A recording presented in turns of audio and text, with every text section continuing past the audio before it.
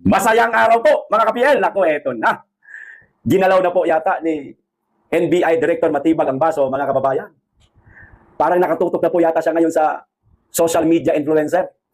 Mga vlogger, lalong-lalo na po sa mga vlogger na affiliated sa media outlet. Walang iba. Parang kami na yata ito, mga kababayan.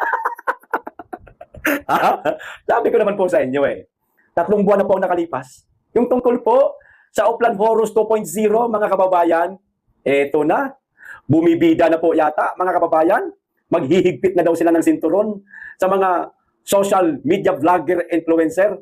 Lalong-lalo na yung mga hindi nakapag-aral ng journalism pero affiliated nga sa media outlet. O eto po ang mga sinasabi ni NBI Director Matibag, mga kababayan. Mahaba po ito. Kinuha ko lang po yung parte na yon, para maipakita ko po sa inyo at malaman ninyo kung ano na ang mga susunod niyang gagawin sa mga vlogger. Naku, magdahan-dahan po tayo. Sabi nga ng ibang mga kababayan natin, parang silent martial na, mga kababayan. O eto, panoorin po natin itong sinasabi ni NBI Director Matibag, mga kababayan. Ito po ay ang aking sariling pagkakaintindi, ha. Kung ano po ang maintindihan ninyo dito sa video ito, paki-comment na lamang po, malay mo. Parehas po ang pagkakaintindi natin dito sa sinasabi niya, pero maliwanag ho dito sa sinasabi niya, mga kababayan. O kayo na lamang pang humusga. O ito na, panoorin na po natin. That's actually the biggest takeaway of this case, setting aside all the noise and all the political issues na sinasabi.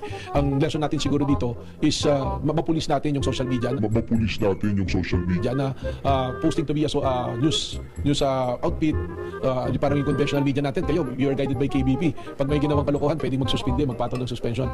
So probably, we will push a legislation to that effect to regulate, not to curtail, but to regulate or to give some rules and regulation kung ano yung behavior. Kasi ang dami ngayon, na wala namang background ng journalism, hindi nagano ng journalism, mas media na. Kasi ang dami ngayon na wala namang background ng journalism, hindi nagano ng journalism, mas media na.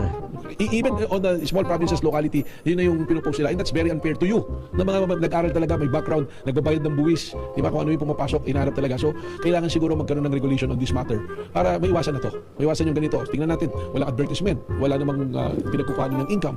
Pero, ang laki ng pera. Kaya, ikaw sinasabing malakas yung kaso, I want to connect it doon sa initial na question. Yun yung malakas na proof na bakit may malaking demand na ganun. Okay, tanyo na, bakit may malaking demand na ganon? Wala daw pinagkukunan na wala, sa madaling salita, walang matinong hanap buhay. Ay putang ina naman, kalukuhan yan. Sir, parang nagkakamali ho yata kayo. Meron po kaming kanya-kanyang mga pinagkukunan po ng income namin, sir.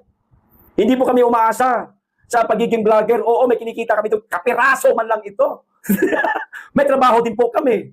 Ngayon, pinagkukunan po kami ng aming pang-araw-araw. May hanap buhay po kami. Etong pagsasalita ho namin, sir,